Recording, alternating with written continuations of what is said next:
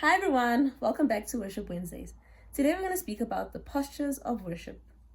But before we get into it, I'm going to read to you something I read online. And it says, when a young man meets a young woman that he wants to impress, he stands up straight, shoulders back, gut tucked in.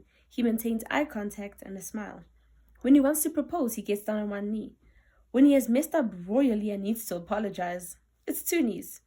If someone points a gun at you, you raise your hands and surrender. If your children want you to hold them or lavish affection on them, they raise their arms. At sporting events, when your team scores, you jump in the air, pump your fist, and shout as loudly as you can. When the ref makes a bad call, you throw your hands up in frustration and boo vigorously. Your heart is caught up in the experience of the moment, which causes your body to respond outwardly. We were created as holistic beings with intellects, emotions, and bodies all working in concert with one another to express ourselves. Depending on the study, we learned that anywhere from 70 to 95% of communication is nonverbal.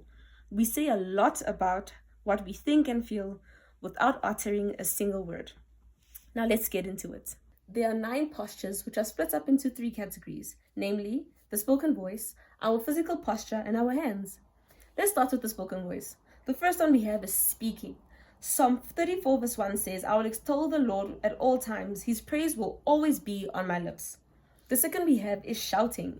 Psalm 27 verse 6 says, then my head will be exalted above the enemies who surround me. At his tabernacle I will sacrifice with shouts of joy.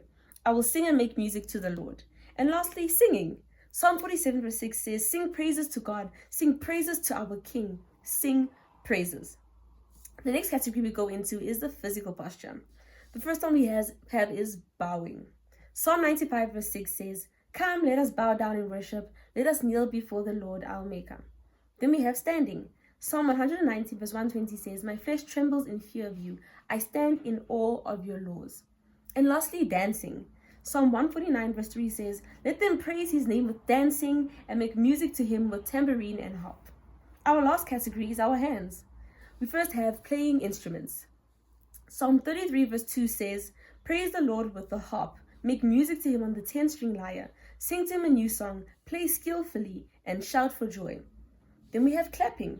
Psalm 47 verse 1 says, clap your hands, all you nations. Shout to God with cries of joy. Then we have lifting hands. Psalm 63 verse 4 says, I will praise you as long as I live, and in your name I will lift up my hands. So now, in case you were confused as to why it is so significant to raise your hands in worship, or kneel, or shout, and dance, or play an instrument, it's literally in His Word. It's an outward expression of our reverence and awe, an expression of our love and gratitude to God. So don't hold back. If you truly have a great revelation and relationship and understanding of who God is and what He's done for you, there's no way you just sit still. You'd understand that if only there was something I could do to show this person how much I love them. We easily shout our friend's name when we're excited to see them, share dances with our loved ones, sing karaoke or carpool with our friends, but we can't lift our hands up in worship to worship the Creator. So don't hold back. Explore these postures of worship and worship the King.